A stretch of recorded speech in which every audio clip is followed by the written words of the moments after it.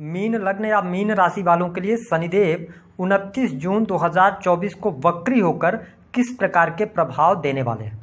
शनिदेव के वक्री होने से मीन राशि वालों के जीवन में क्या परिवर्तन आने वाला है, किन क्षेत्रों में सफलता प्राप्त होगी और वह कौन से 3 बड़ी सावधानियां हैं जो मीन लग्न और मीन राशि वालों को रखने की आवश्यकता रहेगी।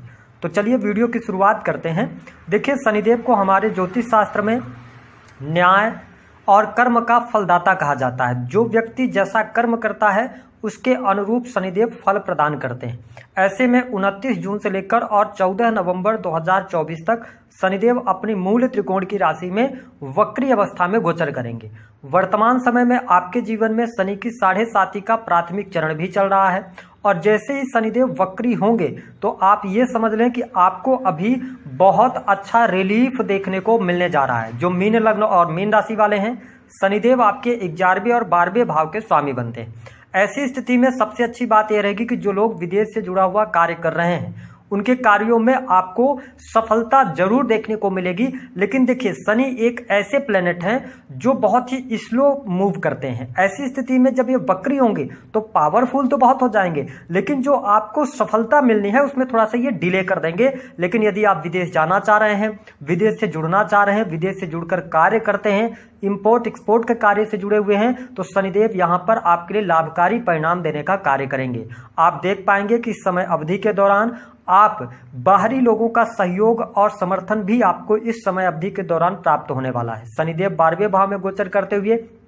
खर्चों में थोड़ा वृद्धि अवश्य कराने का कार्य करेंगे। लेकिन ध्यान आपको ये रखना है मीन लग्न और मीन राशि वालों कि आपका भाग्य जो होगा ना वह साथ देगा। लेकिन अगर आप अपने ट्रैक से उतर गए, क्योंकि 12th हाउस जो होता है ये बेडरूम का होता है, आपकी नींद का होता है, और शनि को एक ऐसा प्लेनेट कहा गया है, शनि को ब्राह्मण प्लेनेट नहीं कहा जाता। ऐसी स्थिति में आपको नशे से दूर रहने की आवश्यकता है, फिजूल खर्ची से बचने की आवश्यकता है। तो इन चीजों से अगर आप बचाव करते हैं ना तो चीजें आपके लिए बहुत ही अच्छी रहने वाली हैं। साथ ही आप देख पाएंगे कि समय अवधि के दौरान आपके लाभ में वृद्धि होने जा रही है।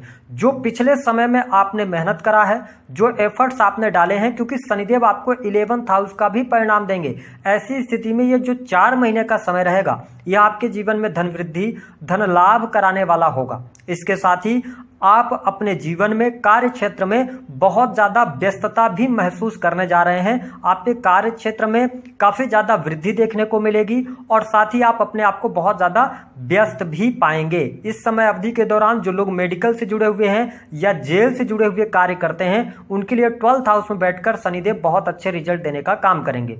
साथ ही शनिदेव के वक्री होने की वजह से आप लॉन्ग टर्म की इन्वेस्टमेंट तक जा सकते हैं, यानी कि आप बड़ा निवेश कहीं पर कर सकते हैं। ऐसी भी स्थिति देखने को मिलेगी। वही सोशल मीडिया के माध्यम से जितने भी जातक काम करते हैं या टेक्निकल फील्ड से जुड़े हुए हैं उनके लिए भी शनिदेव का शुभ परिणाम देखने को अवश्य मिलने जा रहा है। मीन राशि वालों, इस समय अवधि के दौरान शनिदेव के वक्री होने से थोड़ा सा अपनी हेल्थ का आप जरूर ध्यान रखिएगा।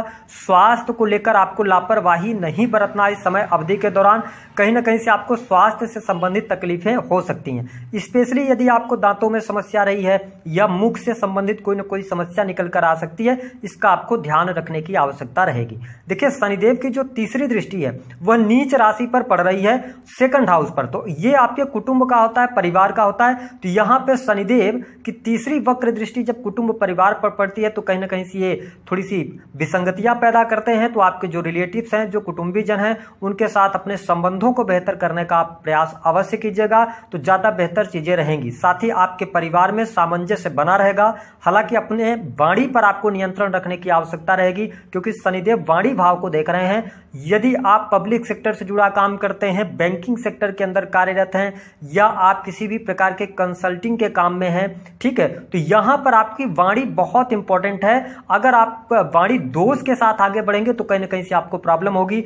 आपके द्वारा दिए गए वक्तव्य का गलत मतलब निकाला जा सकता है। इसको आपको ध्यान में रखकर चलने की आवश्यकता रहने वाली है। साथ ही 2nd हाउस जो होता है ना वो संचित धन होता है। मीन लग्न और मीन राशि वालों, मैं आपको स्पष्ट कर दूं कि शनि का यह जो वक्री काल है ना, आपको धन लाभ बहुत अच्छा देगा। आपके इनकम में वृद्धि होगी, कुछ नई जगहों से पैसे आने के योग बनेंगे, आकस्मिक धन लाभ का योग बनेगा। लेकिन प्रॉब्लम क्या होगी कि धन को आपको संचित करने में दिक्कत यहां पर आने वाली है। धन, क्योंकि 2nd हाउस पर शनि की दृष्टि पड़ रही है, तो आप अपने धन को संचित करने का प्रयास इस समय अवधि के दौरान जरूर कीजिएगा। दूसरी बात, कि आपके bank balance, second house bank balance है, तो यहां पर आपको ऑनलाइन कोई भी आप काम करते हैं, ऑनलाइन ट्रांजैक्शन करते हैं, तो आपको ओटीपी वगैरह नहीं शेयर करना, आपका अकाउंट खाली हो सकता है, इसका आपको ध्यान रखना होगा।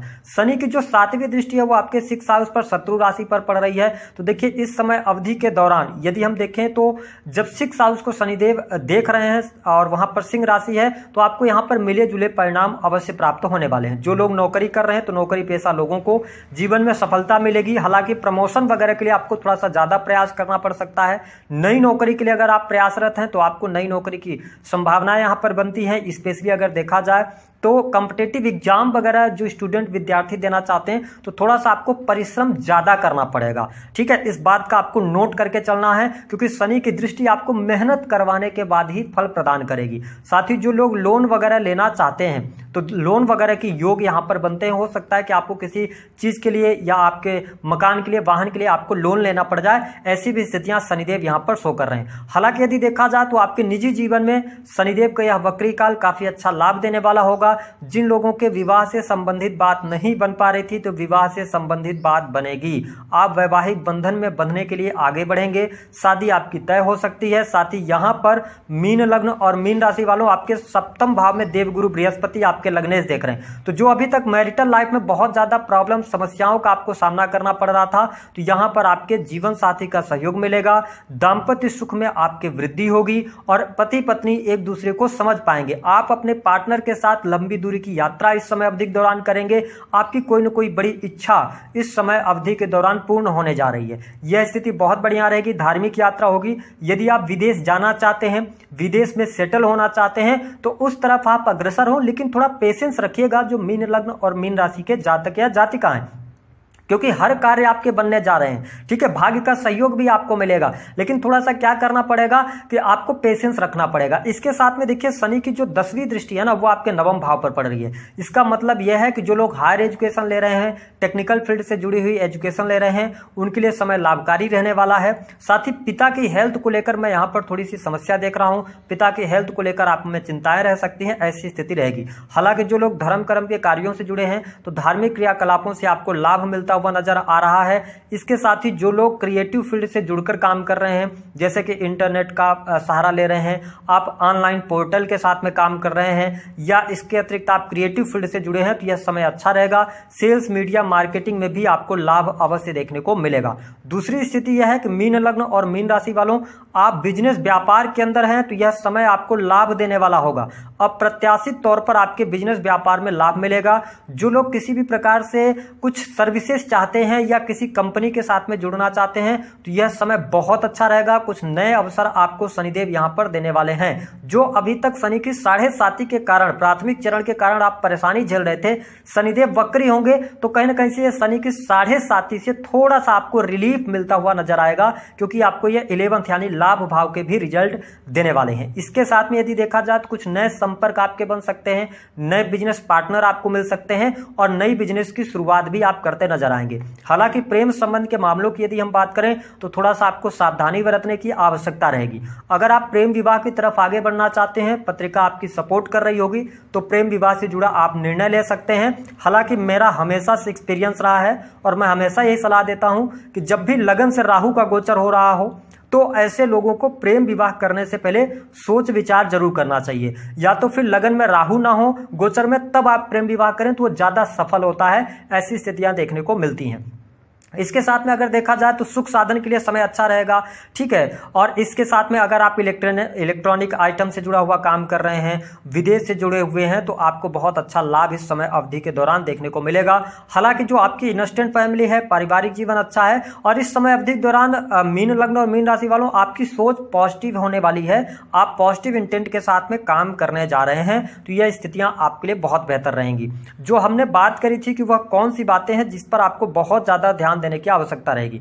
देखिए शनिदेव 12th हाउस के अंदर वक्री हो रहे हैं, तो यदि आप गलत ट्रैक पर चलते हैं, यदि आप शराब का सेवन करते हैं या अन्य गलत चीजें करते हैं, तो कहीं ना कहीं से आप फंस जाएंगे, जिसका आपको भारी नुकसान उठाना पड़ सकता है। इसको लेकर आप सावधान जरूर रहिएगा। दूसरी स्थिति कि मीन लग्न और मीन राशि वालों इस समय अवधि के दौरान जरूरत से ज्यादा आपको बिलीव नहीं करना है।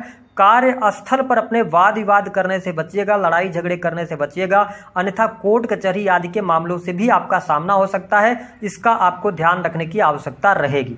तीसरी स्थिति की यदि हम बात करें तो आप धर्म कर्म के साथ में जुड़े रहेंगे। यदि धार्मिकता के साथ में आप आगे बढ़ेंगे तो आपको लाभ मिलेगा। यदि आप धर्म के मार्ग से भटकेंगे तो भाग्य का सहयोग आपको नहीं मिलने जा रहा, लेकिन यह समय होगा आपकी इच्छा पूर्ति का, धन वृद्धि का, धन में लाभ होगा और आप देख पाएंगे कि हर रुके हुए कार्य आपके पूर्ण होंगे। तो दी गई जानकारी पसंद आए तो वीडियो को लाइक करें। शनि के क्या उपाय करने हैं, मैं मीन लग्न और मीन राशि वालों को यही बोलूंगा कि अगर आपके अंडर में बहुत सारे कर्मचारी काम करते हैं तो उनके साथ में वाद विवाद ना करें। कर्मचारियों को समय समय पर गिफ्ट दें। गरीब मजदूर व्यक्तियों को आप न सताएं, परेशान न करें। इसके साथ में काम को नहीं टालना है और हनुमान जी की उपासना करें, क्योंकि शनि की 7.5 में हनुमान जी की उपासना आप कर सकते हैं या भगवान शिव की शरण में जाकर उनकी उपासना करें तो आपको लाभ अवश्य मिलेगा। दी गई जानकारी पसंद आए तो वीडियो को लाइक